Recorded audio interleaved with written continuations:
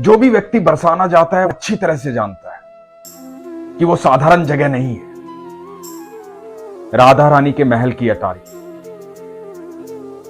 वो अटारी है जहां अनंत ब्रह्मांड के देवी देवता, जीव जंतु, मनुष्य, हर जीव, हर आत्मा आकर के अपना मस्तक झुकाती है, क्योंकि राधा रानी अनंत ब्रह्मांड की मालकिन है।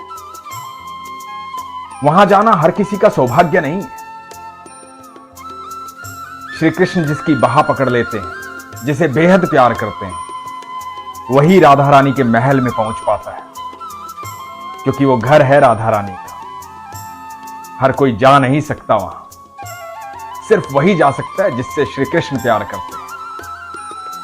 वहीं का एक अद्भुत प्रसंग आज आपको सुना रहा हूं, बड़े ध्यान से सुनिए। इंदौर मध्य प्रदेश की रहने वाली नेहा खेड़ेकर, 10 साल की बिटियां हैं उनकी, पीहू।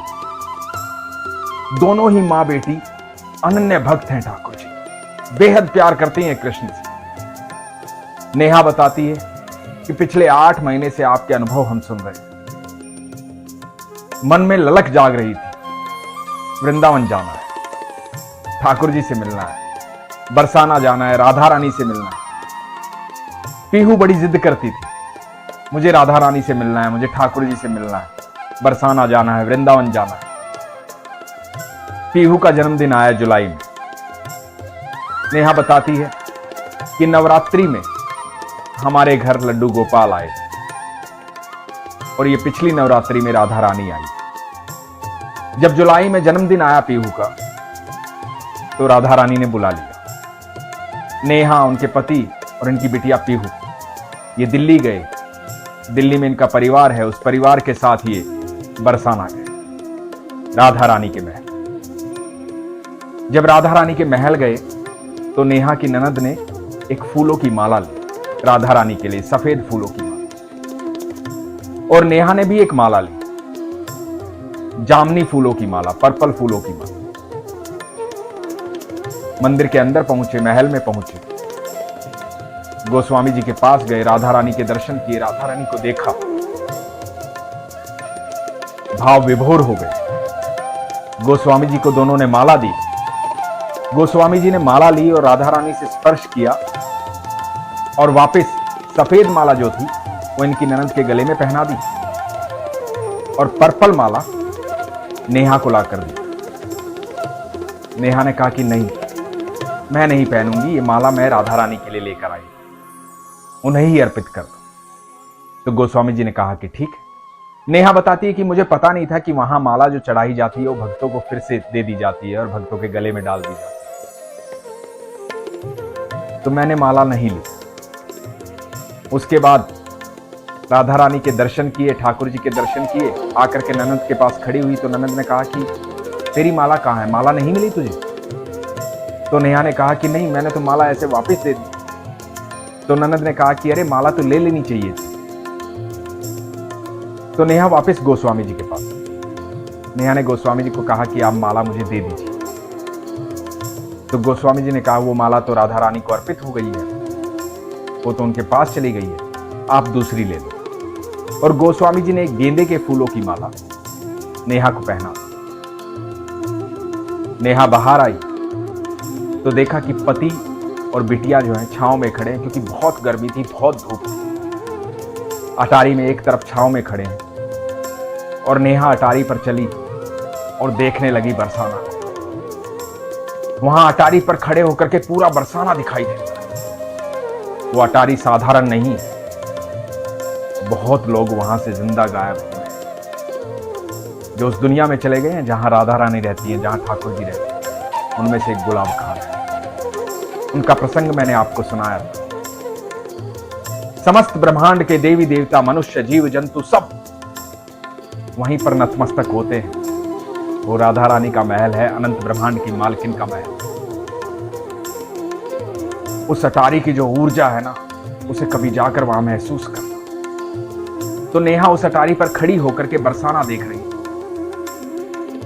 बरसाना देखने के बाद वो वापस अपने पति की तरफ जाने लगी और क्या देखती है कि उनकी बेटी पीहू के गले में वही पर्पल माला है, जामनी माला है, जो राधा रानी को नेहा ने अर्पित की। देखकर हैरान हो जाती है, अपने पति को देखती है, उनके गले में गुलाब के फूलों की माला, जबकि उनको माला वहां से मिली नहीं थी। देखकर आश्चर्यचकित हो जाती है। अभी अभी गोस्वामी जी ने कहा था कि वो माला तो राधा रानी को अर्पित हो गई। तो अपनी बिटिया के पास जाती है और पूछती है कि पीहू, ये माला कहां से आई? पीहू इशारा करती है एक बुजुर्ग व्यक्ति की तरफ, जो दूर खड़े हुए हैं, राधा रानी को निहार रहे हैं। पीहू कहती है कि उन बाबा ने मुझे भी माला दी, पापा को भी माला दी और मिश्री का प्रसाद भी। नेहा उन बाबा को देखती है। नेहा उन बाबा को बड़े गौर से देखती है। वो साधारण नहीं दिख रहे हैं। पैर पे पैर चढ़ा हुआ है, गर्दन तिरछी है, हाथ में लाठी है। राधा रानी को निहार रहे हैं, एकदम बाके खड़े हुए हैं, बाके बिहारी ठाकुर जी। नेहा कहती है कि देखकर मेरे रोंगटे खड़े हो गए। बिल्कुल वैसे ही खड़े हैं जैसे ठाकुर जी, और निहार रहे हैं राधा रानी को। मैं भागकर उनके पास गई, उन बाबा के पास गई और जाके उनके चरण स्पर्श किए। जब मैंने चरण स्पर्श किए तो उन्होंने कहा कि नहीं, वहां देखो सामने राधा रानी को, उनके चरण स्पर्श करो, उनको प्रणाम करो। नेहा भाव विभोर हो गई। अलग ऊर्जा का संचार हो रहा था। नेहा भागकर अपने परिवार के पास पहुंची। जो रिश्तेदार साथ आए थे, अपनी ननद के पास पहुंची और जाकर सारा किस्सा बताया, सारी बात बताई, किस तरह से माला वो अर्पित हो गई थी राधा रानी को और पीहू को मिली, और पीहू को दी एक बाबा ने। और बाबा जो है वो साधारण नहीं है, बाबा ऐसे खड़े हैं जैसे ठाकुर जी खड़े होते हैं, और बिल्कुल ठाकुर जी हैं वो। तो परिवार ने पूछा कहां है वो, और नेहा ने पीछे मुड़कर इशारा किया और देखा कि वहां कोई भी नहीं। ये बस पल भर की बात थी। खूब ढूंढा लेकिन वो कहीं नहीं मिले।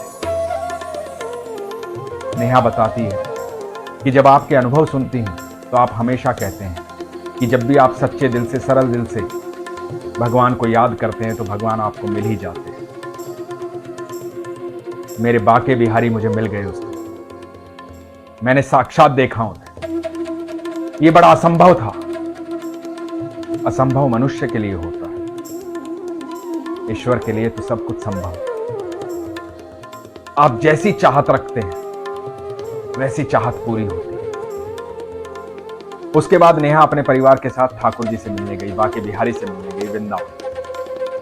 नेहा बताती है जब ठाकुर जी को देखा तो निशब्द हो गई, बस देखती रह गई। आंखों से अश्रु बहते रहे। ठाकुर जी के सामने जब पहुंचते हैं ना तो सारे प्रश्न खत्म हो जाते हैं। ठाकुर जी को जब देखते हैं ना तो एक अलग ऊर्जा का संचार होता है। कोई चिंता, कोई परेशानी, कोई डर, कोई भय होता ही नहीं है। एक नई ऊर्जा संचारित होती है शरीर। नेहा बताती है कि वहां से हम अपने घर तो आ गए, पर ऐसा लगता है सिर्फ शरीर वापस आया है, आत्मा वहीं रह गई, दिल वहीं रह गया,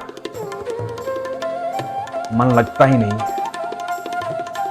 मन तो बरसाना में और वृंदावन में अटक के रह गया। ये बड़ा अद्भुत भाव है नेहा का और पीहू का। सरल भाव है, सहज भाव है। जो ठाकुर के करीब जाता है उसको सबके भीतर ठाकुर नजर आते हैं। जब भी आप ठाकुर जी के करीब जाएंगे आपको इस अनंत ब्रह्मांड में हर जगह वो दिखाई देंगे, क्योंकि वो हर जगह है, कण कण में विद्यमान है। इस प्रसंग से एक बात और आप लोगों को कहना चाहूंगा। आप जब मंदिर जाते हैं, ठाकुर जी के मंदिर, राधा रानी के मंदिर या किसी भी मंदिर, तो बहुत लोग इसलिए परेशान हो जाते हैं कि उनको कोई फूल माला नहीं मिला, कोई फूल नहीं मिला, प्रसाद नहीं मिला, तुलसी पत्र नहीं मिला, बांसुरी नहीं मिली, कुछ मिला नहीं हो। कभी परेशान मत हो, क्योंकि आपको पता ही नहीं कि ठाकुर जी ने आपको क्या दे दिया। जब आप उस मंदिर से बाहर निकलते हैं ना, आप वो लेकर निकलते हैं जो आपको आने वाले समय में दिखाई देता है, तब दिखाई देगा।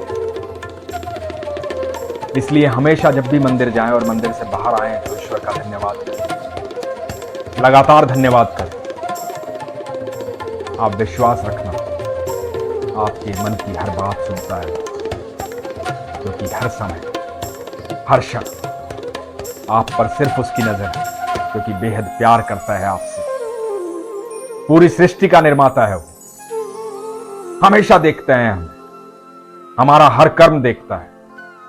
ठाकुर जी कहते हैं ना उद्धव को कि मैं साक्षी भाव में सबके साथ रहता हूं। जब आपके भीतर विश्वास जागृत हो जाता है, आस्था जागृत हो जाती है, तो आपके नेत्रों में वो शक्ति आ जाती है कि आपको ठाकुर जी दिखाई देने आरंभ हो जाते हैं। इसलिए हमेशा कहता हूं, अपने विश्वास को मजबूत रखो, अपना ख्याल रखो। हरे कृष्ण।